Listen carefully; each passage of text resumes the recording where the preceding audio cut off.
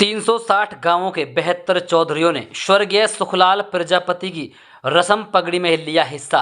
आपको बता दें कि शुक्रवार को कस्बा पिनगवां में स्वर्गीय सुखलाल प्रजापति की श्रद्धांजलि सभा व रस्म पगड़ी का आयोजन प्रजापति वाटिका पिनगवां में हुआ, जिसमें सर्व समाज के प्रतिनिधियों द्वारा सुखलाल प्रजापति के ज्येष्ठ पुत्र हुकमचंद कागरवाल को पगड़ी बांधी व स्वर्गीय सुखलाल प्रजापति को याद करते हुए उन्हें श्रद्धांजलि अर्पित की। रस्म समारोह में 360 गांवों के लोगों की भावनाओं का भारी जनसैलाब उमड़ा। बता दें कि गत 26 जून को सुखलाल प्रजापति का करीब 90 वर्ष की आयु में आकस्मिक निधन हो गया था। वे वास्तव में नरम, मधुभाषी, सरल स्वभाव, मिलनसार, सामाजिक व्यक्तित्व के धनी, संघर्ष के प्रतीक थे। उन्होंने अपने पीछे भरा पूरा परिवार छोड़ दिया। स्वर्गीय सुखलाल प्रजापति के 5 पुत्र हैं, जिनमें से 2 पुत्र गुरुग्राम रहते हैं तथा 3 पुत्र पिनगवां में ही रहते हैं। उन्होंने गांव में खेती बाड़ी कर अपनी एक अलग पहचान बनाई थी। खुशमिजाज व्यक्ति होने के चलते उनके पास हमेशा लोगों का जमावड़ा लगा रहता था। प्रजापति समाज के 360 गांवों के चौधरी रमेश कोटिया ने कहा कि स्वर्गीय सुखलाल प्रजापति के लिए सभी समान थे। उनका पूरे समाज के साथ शुरू से ही गहरा लगाव रहा। उन्होंने सदैव समाज की भलाई के लिए ही कार्य किया है। आज पूरा समाज आपके परिवार के साथ है। यह परिवार अपने आप को अकेला न समझे। आपके एक बुलावे पर सदैव आपके लिए हाजिर रहेंगे।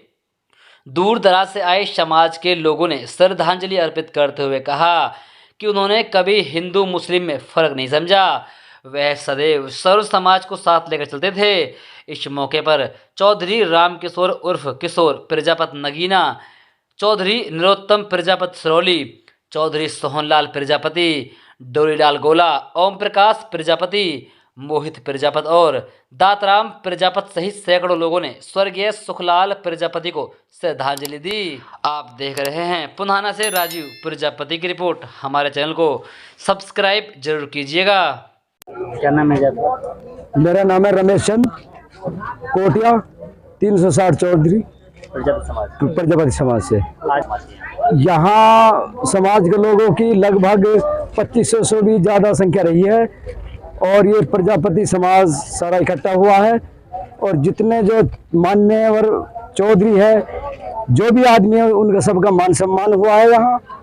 और श्री सुखलाल जी आज इस दुनिया में वो नहीं है। ये उनकी आत्मा शांति के लिए इन्होंने प्रसाद बनाया है। खुद के बारे में ये कहना चाहूँगा, मैं सारे समाज से हाथ जोड़ के कह रहा हूँ कि सबसे ज़्यादा तो शिक्षा पर जोर दिया जाए। जितने जो लड़के लड़कियां हैं उनको शिक्षा दिलाई जाए और देश प्रथा पर पाबंदी लगाई जाए। मेरा अपना सोच है ये बंद होने चाहिए। डीजे वगैरह हैं, बाजे हैं, जो और बेफिजूली के खर्चा हैं। मैं तो सारे समाज से हाथ जोड़ के यही रिक्वेस्ट कर रहा हूँ कि इन पे पाबंदी लगाई जाए। मेरा नाम वैसे ओम प्रकाश प्रजापति, मैं उजीना से हूँ। और आज जो ये श्रद्धांजलि सभा इस पिनगवां में हुई है, ये सभी एक दिवंगत आत्मा जो आज हमारे बीच में नहीं है, उनके उपलक्ष्य में ये एक श्रद्धांजलि सभा रखी है, जिसमें एक प्रसाद का वितरण करने का एक सहभागिता हम सबकी रही है। और आज ये जो 360 की पगड़ी है, इसका मतलब है कि 360 गांव हमारे बीच में आज विराजमान हुए हैं।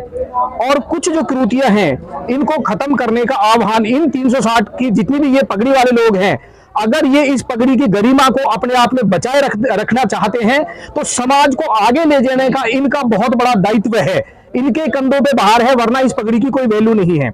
जैसे कि कुछ बातें बड़ी विचारहीन है। जैसे हमें एक आह्वान करना चाहिए, जैसे हम शादी में जो लड़कियां की शादी करते हैं या लड़कों की शादी करते हैं, हमें राजस्थान से सीखना चाहिए ये चीज कि वहां एक कोर कमेटी ने निर्णय लिया है कि कोई भी व्यक्ति अपने घर से कार्ड देने नहीं जाएगा, क्योंकि हमारे मन में मेल नहीं। हमारे जो जानकार रिश्तेदार हैं वो विदाउट कार्ड के हमारे घर आने चाहिए। इसमें हमारे पैसा की भी बचत है और समय की बचत है। दूसरी बात, हम जब भी अंतिम संस्कार में जाते हैं उसमें एक हमने एक बहुत पुराना रिवाज चलाया हुआ है जिसके ऊपर हम चद्दर लेके जाते हैं।